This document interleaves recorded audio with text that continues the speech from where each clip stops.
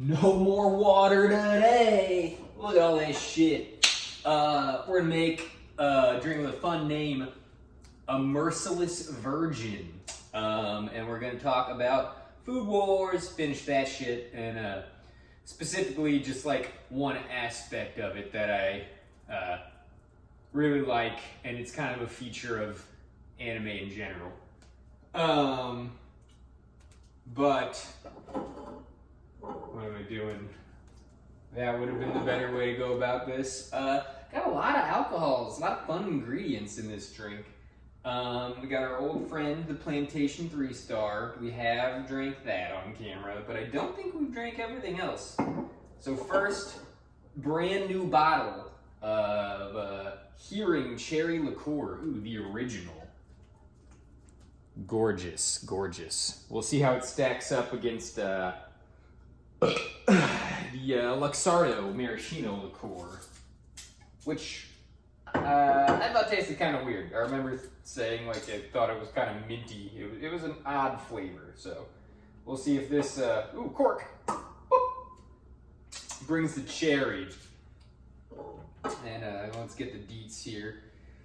24%. So probably shouldn't make me more or anything.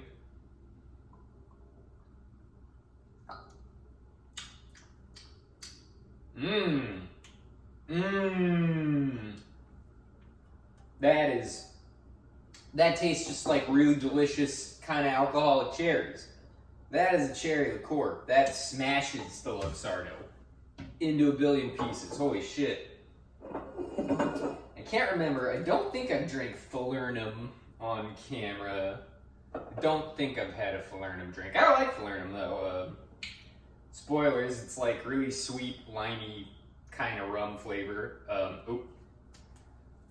Sure, why not? We'll keep this thing as a trend. Ooh, John D. Taylor's Velvet Falernum. This is also 20, no, this is really light, 11%, so let's give her a go.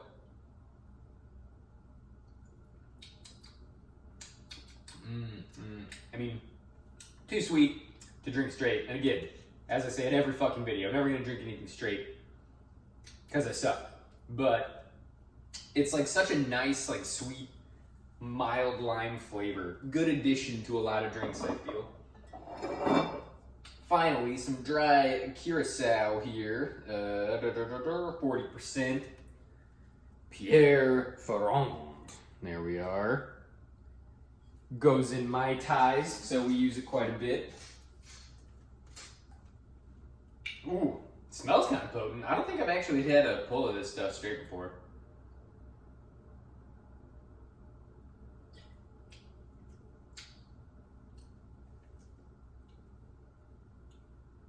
Yow!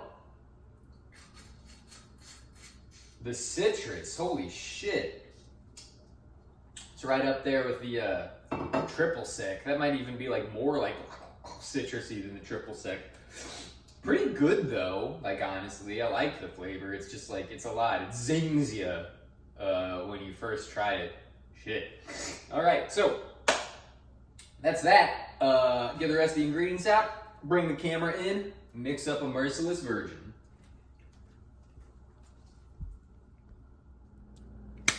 Okay, game on. Starting off, 3/4 ounce of lemon juice. Haven't used lemon juice for a while. Everything uses lime, so always on a lime kick, but nice to get back to something with some lemon. 1/2 ounce seltzer water. Bam. And that's it for non-alcoholic stuff. Cherry liqueur here. Boop. That cork is fun. That's a good cork. 1/2 ounce of that. Ooh. It's a rich color there. Nice dark red. 1/2 ounce of the Falernum. Man, I have no clue what this is going to taste like. I'm pretty legit excited about this. It's got everything. Curacao, falernum, rum, cherry liqueur, citrus, bubbles. It's got the seltzer. 1/4 ounce of the curacao. I mean, orange, lime, lemon, cherry, rum. Hella fucking flavors. There's my, what I call a 4th. Maybe, I don't know if I got it quite high enough. There, boom. That extra drop, that's gonna make all the fucking difference. And, boop, more corks. As usual, the star of the show in a tiki drink, the rum, 1.5 ounces.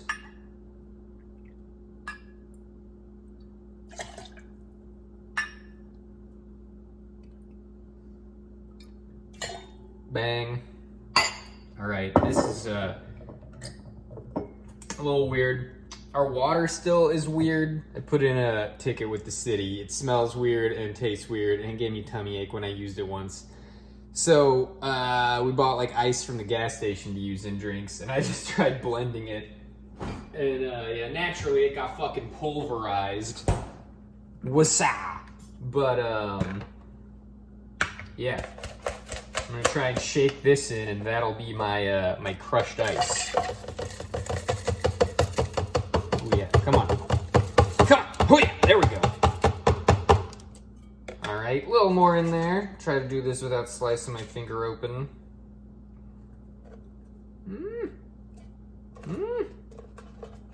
Feels like that's what I'm gonna do. I'm just gonna keep shaking it this way. There we go. We'll count that. That's a nice drink, baby. Might have to add like 1 real cube if I can't get it cold enough. But anyway, that's for later. Because right now it's time to fucking shake it up. Bam. Grab a pineapple. Grab a straw. From the pile of dishes I did over the weekend over there. And, ooh, good color. Give it the old pour. Ah, yeah, houses. A lot of that ice melted because it was so fucking blasted to oblivion, so I'm gonna grab another cube and come back and give this Merciless Virgin a try. Oh, shit. Go time. I think this drink is gonna be like weird but good. I'll be like, oh, that's awkward, but I dig it. But I kind of want to not like it because I've liked more or less everything. And just, you know, I don't know. Everything positive, it's good to change it up every now and then. But let's see. Merciless Virgin.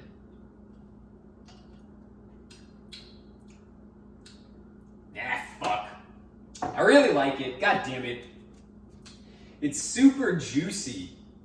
Like, it tastes like, I don't know, just like a cornucopia of fruits, which makes sense because it's like cherry, lime, orange, lemon, all that shit. And then it's got the bubbles from the seltzer water to like really get everything aerated and give it a kick in your mouth. God.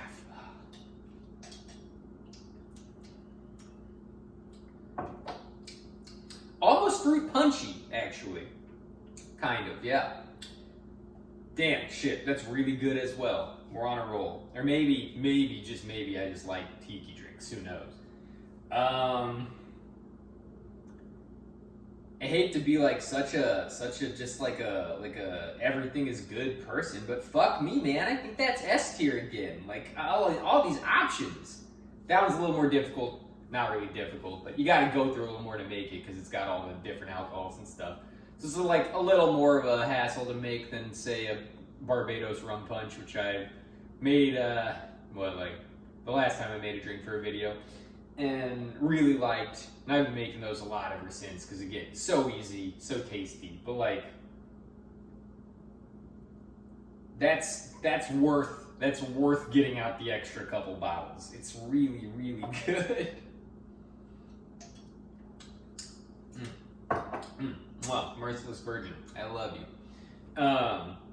Okay, on to the matter at hand here. Motherfucking Food Wars. So, a long time ago, my buddy was like, yo, y'all ever watch Food Wars? And he like sent us a gif of somebody being served food in the show. And he's like, it's a show about a guy that cooks food so good it makes people come.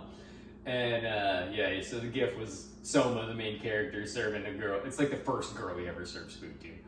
Serves her food, and it's a gif, so you don't get the audio, but like you can obviously tell that they're going for a very sexual vibe with their reaction to the food here, and then their clothes explode off and stuff. And I was like, well, that looks silly as fuck.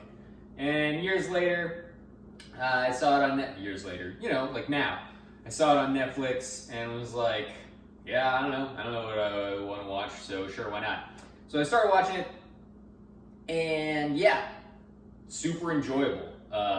But like I said earlier, it kind of like exemplifies one of my favorite aspects of anime, and that is anime's ability to just take something and make it extreme.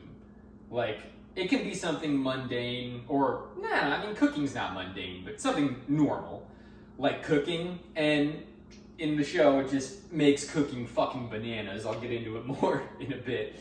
But, like, it can be anything. Like, The Great Pretender, the first anime I talked about, like, it takes heists and swindling and stuff and makes it a little more extreme.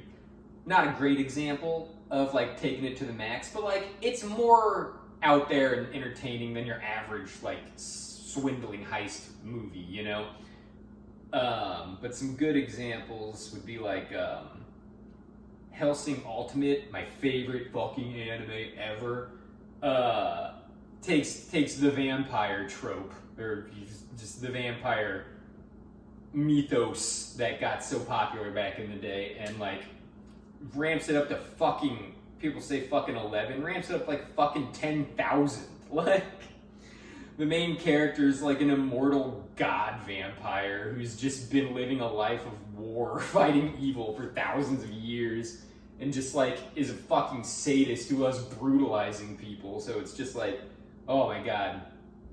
Really, really takes, like, you're like, oh yeah, this show's about vampires. We could talk to like a vampire fan. Like, yeah, this show's about vampires, you'll love it. And they would just be like, what the fuck did I just watch? Because it goes so hard. Okay, so mecha, like, I don't know, giant robots fighting, that's already pretty extreme, but like there are animes that take that and like ramp it up to 90,000, like Gurren Lagann, I don't know how you say it, but Gurren Lagann's also like an all-timer. I fucking love that show. Yeah, and it takes like if you watched Gundam, any of them, there's a million Gundams, the original Gundam Wing, what is it, Gundam Zeta that follows up the original 8th MS Team. That's about all of them that I've watched. But like, you would watch those and be like, yeah, that was cool, robot fighting. It was neat and pretty extreme, but like they somehow managed to keep it grounded, even though it's like giant robots fighting. And then you would watch Gurren Lagann and you'd be like, they didn't hold back at all. It's like robots that are powered by human determination. So if your robot takes damage and you're just really determined to win, it'll repair the damage. Just like goofy shit like that. Oh, you think robots the size of skyscrapers aren't big enough? How about robots the size of quadrants of the universe? Like, literally. They get that big.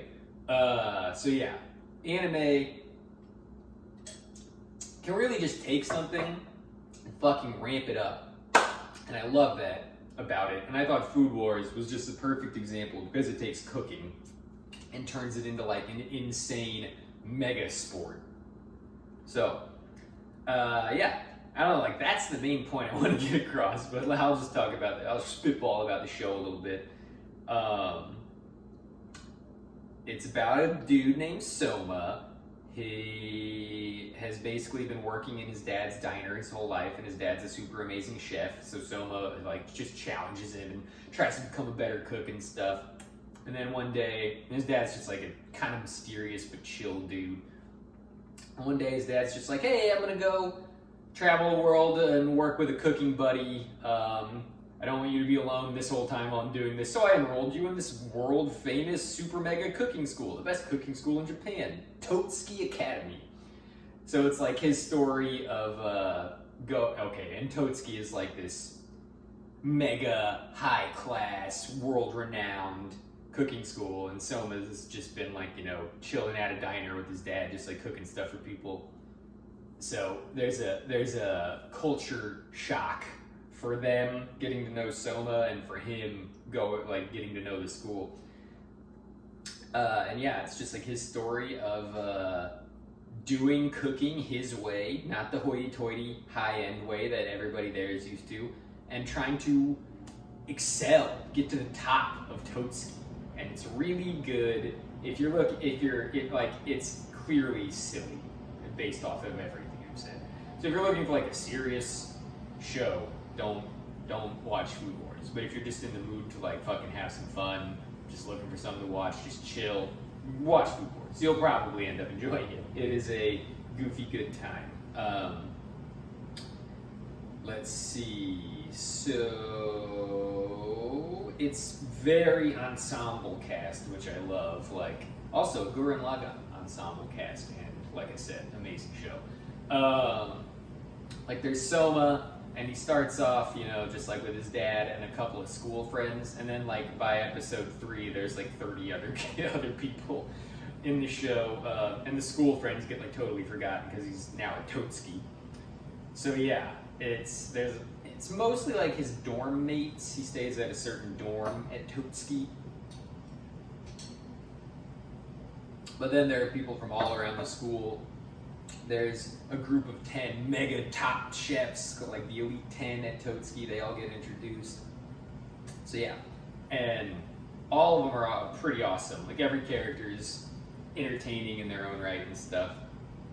And so I remember talking about like backstories and stuff in The Great Pretender, and how a lot of them are really awesome, especially Abby's. Eugene, hey buddy, camera shot, camera time, gotta get the pug in. You need a bath, you smell. Maybe tonight, probably actually tomorrow. But anyway, I still love you. You can be a stinky puggy and I'll still love you. So I was talking about characters, backstories. Abby has a really awesome backstory in The Great Pretender.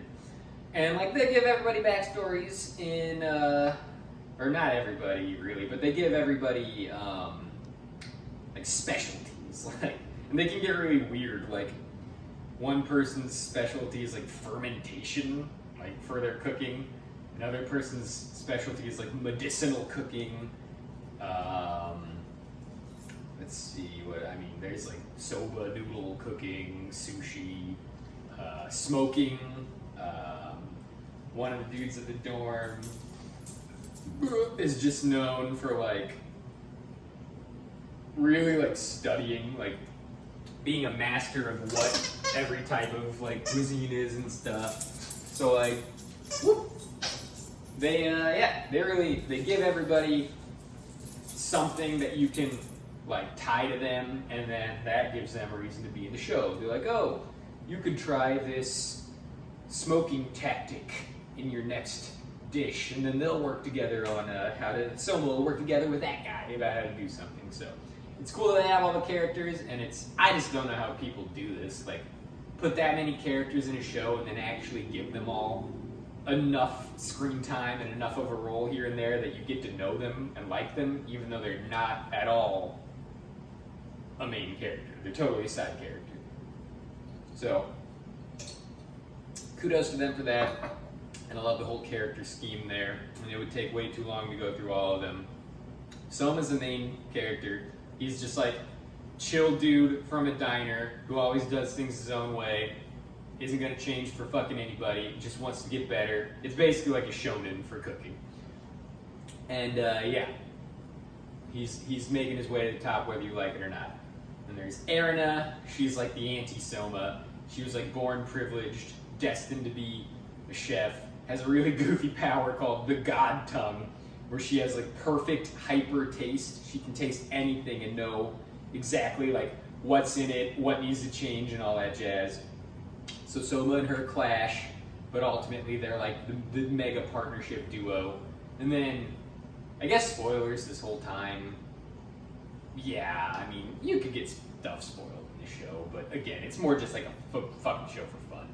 But yeah, there's not really much romance in the show.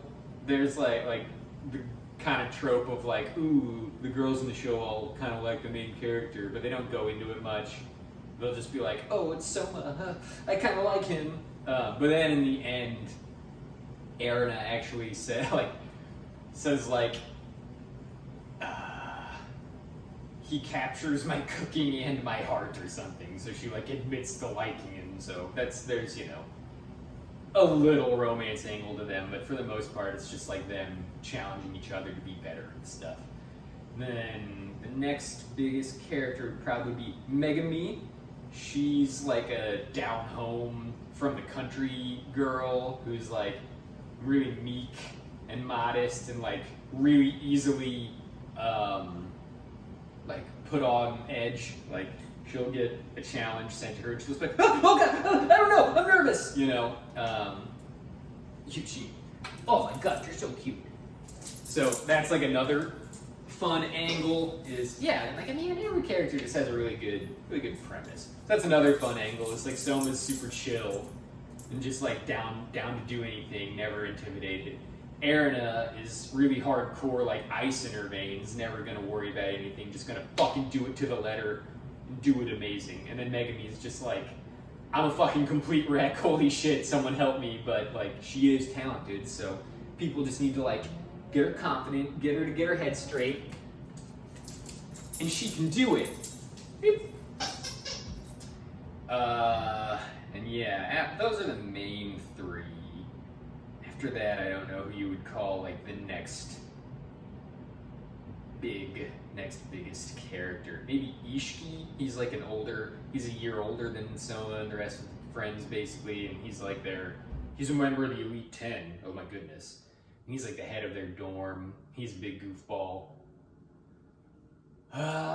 But yeah, like I said, gonna take way too long to go through all the characters, but I'm gonna try to rattle off names and just like specialties if I remember. Ikumi Mito, meat, get it? Meat, Mito, meat. They call her meat. Oh my god, so funny. Shun is the smoking cooking guy. Zenji is like the really smart technician cook guy. Yuki, I think her name was like game, like wild game cooking. Ryuko, I think her name was the fermentation girl.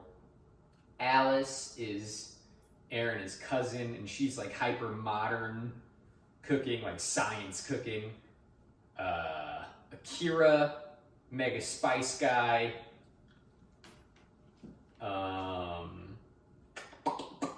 Eishiki Skasa, he was the number 1 on the Elite 10. And he can like basically talk to his ingredients. That's his like cooking power.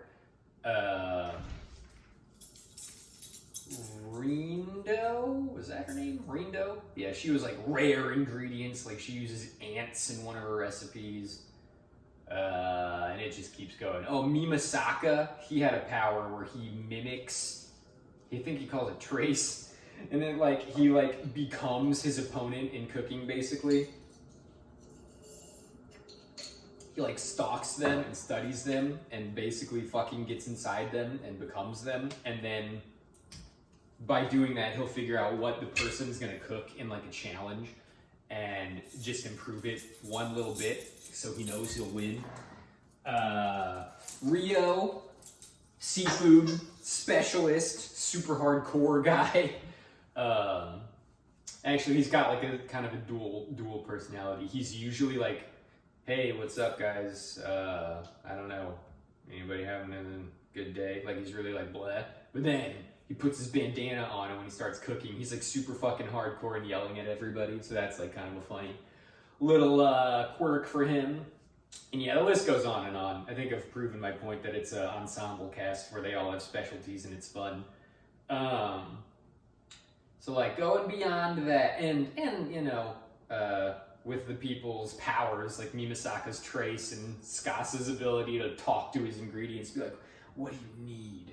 Do I need to cook you 5 degrees warmer? Like, that's part of the whole like making cooking more fucking extreme thing. Like people legitimately have powers. But then the real big things that make the cooking extreme is the namesake of the show, the Food Wars. So at Totsuki, students can challenge each other to a cook-off or a food war where they both like put something on the line. Usually it's something pride related, like I want your seat on the Elite 10, or I want your club to be destroyed so I can fucking take over its space and use it for me because I'm better than you, stuff like that. And yeah, so there'll be these food wars where it's like this giant arena. Everybody from the school is watching. So they pick a theme, and 2 chefs will cook off at each other. And 3 judges will say who wins, and the winner, you know, obviously gets what they want. And the loser, you know, loses the bet. They gotta do whatever the winner says, kind of shit. Boo, boo, boo, boo. And yeah, so the food wars get. Hey, buddy. Always so playful. Always so playful when I do videos. So the food wars are what like really brings in the extremeness.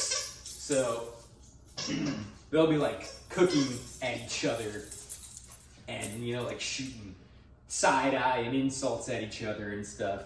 And then one person will be like, you know, they'll shoot an insult like, "That dish looks pretty pathetic. You think you have a chance against me?" And then the other person will like lift the lid on a pot, and like scent lines, delicious wafting scent lines will come out of the pot, and they'll like just whip them over to their opponent, and the smell lines will go over and hit their opponent, and it'll just like classic anime, like fucking invert the colors, crack the screen, guys' eyes get really big, and they'll be like, "Oh my god, what the fuck is that smell? His spicing is on another level. I don't know how I can contend with this." So like, while they're cooking, they're like sending physical attacks at each other with like the aroma of their food. And yeah. And like people in the audience will all get whiffs of it and go on fucking diatribes explaining what they think the chef is using to like make those aromas and stuff. And then the big one, the big thing, the taste tests. So yeah, kill your toy. Yeah, kill your toy, boo-boos. Babies, little babies. The judges will try the food, and yeah, they basically all climax, and their clothes explode and rip off. And there'll probably be like some art background related to the food, like if it's like fresh fish, the clothes will blow up, and a stream will become the background and start flowing, and there'll be fishes jumping down it, and they'll start talking just like fucking soliloquies about how this fresh fish dish melted their insides and made them shoot cum everywhere. And like, that's the hook of the show, basically, I guess. Is like, oh man, what goofy way are they gonna make people come with food next? And I mean, like, it's silly and funny, but and that's what the show will always be known for. But like, it goes beyond that. It's not just like fan service waifu show, which it is a very waifu show. But it's not just like fan service show where it's like, ooh man, I can't wait to see everybody's clothes blow off in this food war.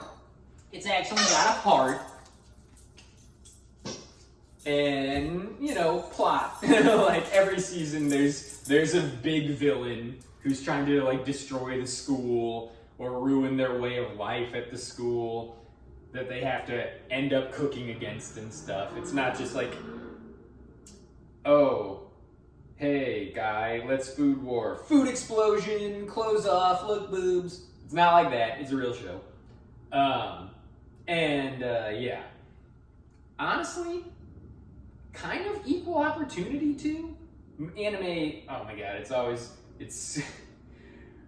just gratuitous, like, hey guys, look, boobs and stuff. That's cool, right?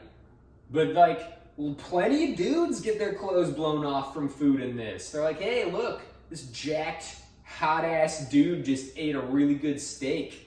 Look at his butt. Look at his fucking biceps, you know? So, not as skeezy as your typical skis. Well, yes, as skeezy as your typical skis, but more fair than your typical skis. I liked that they were like, hey girls, you know, if you want to watch this show, we're not just gonna repulse you with gratuitous scenes of women's clothes coming off. Guys' clothes are gonna come off too. So, kudos Food Wars for skews about like that much towards being for guys, but keeps the girls in the loop too. Yeah, you know, like the flavor attacks, the aroma attacks, the food orgasm, close off explosions, that all adds the extreme, the powers, everybody fucking having powers over their food and stuff. That all like really adds that extreme nature that I was talking about to something, you know, normal like cooking. But let's see, beyond all of that, also like how I said, there's actually plots, people try to destroy the school and stuff. Like that kind of adds an extreme nature to it too. Like the final season 5, which I didn't expect to be the final season. I mean, it's a kind of a premise that you could just keep going forever. Like, oh, who do they have to cook against now? Just come up with something. But I was cool with it ending because I hate shows that are like 10,000 episodes. Like, I'm gonna lose interest. I'm never gonna finish that series. Make it like Food Wars 5 seasons. Sure, that felt right. But honestly, most shows, like, I think 2 seasons is like probably my favorite number of seasons. You get like 2 looks at something, 2 takes on it, 2 different stories, and it's awesome, and you just let it go. But anyway, season 5, there's like a secret underground group of chefs called Noir who, like, I don't know, rejected traditional cooking in restaurants and stuff and set up like a shady league of mega cooks who like cook for people who are like just beyond the regular realms of flavor. Who are like, I want to eat the weirdest, most bananas shit. Will you, if I pay you, will you like come to my shady basement so we can do like illegal food dealings? Like goofy stuff like that. And the leader of Noir is trying to kind of like destroy Totsuki Academy and steal Erina's heart and take her away from them and all that stuff. So like the stakes and the plot are all like really goofy and extreme for cooking as well. So yeah, it's just like, it epitomizes that like goofy, extreme next level that anime can really take things to, you know?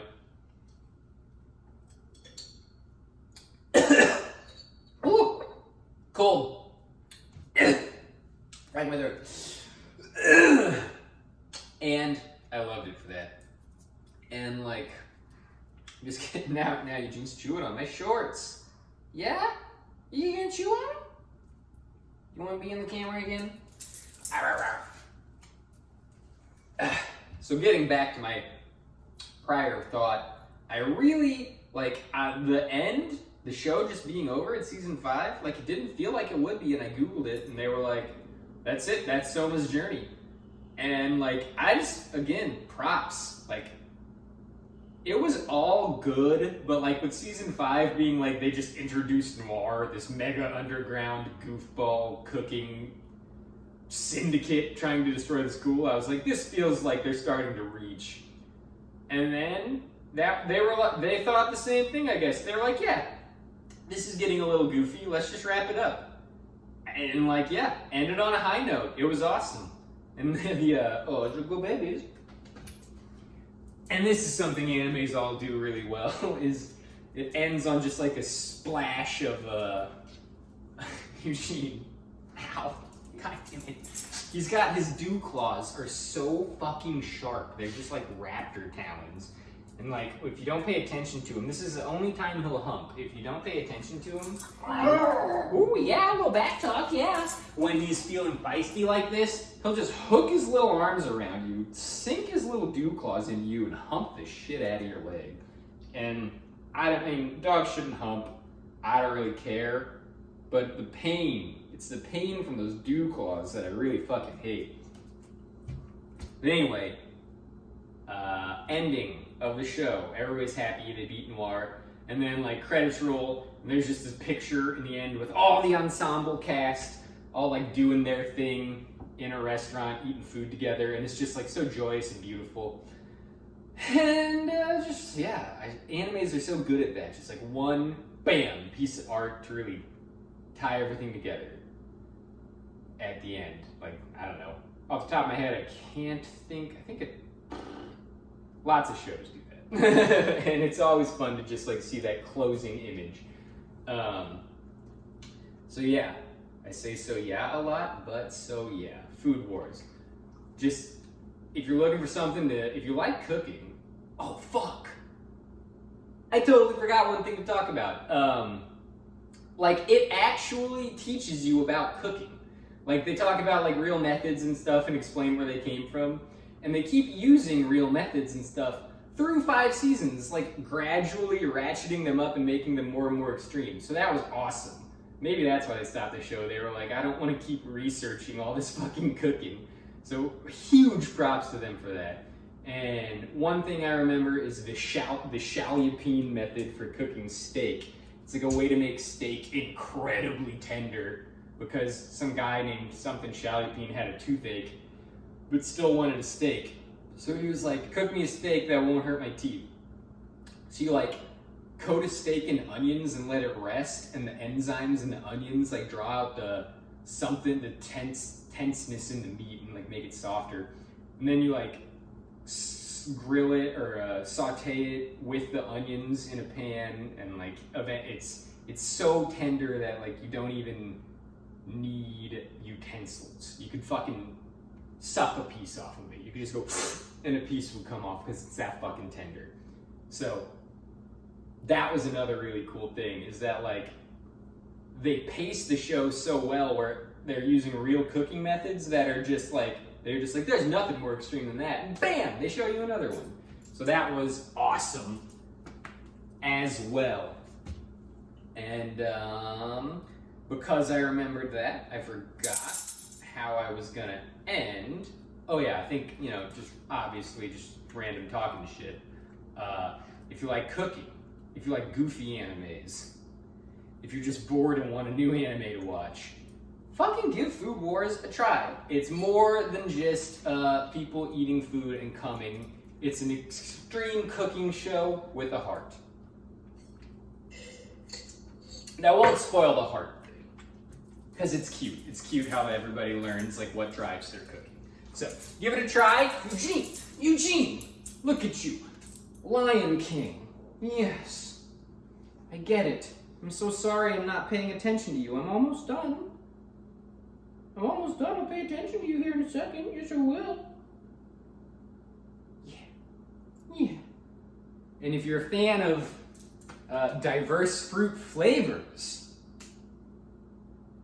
Merciless Virgin, really good. Awesome. Give it a try. And that's it, everybody. Like usual, have a really great fucking day.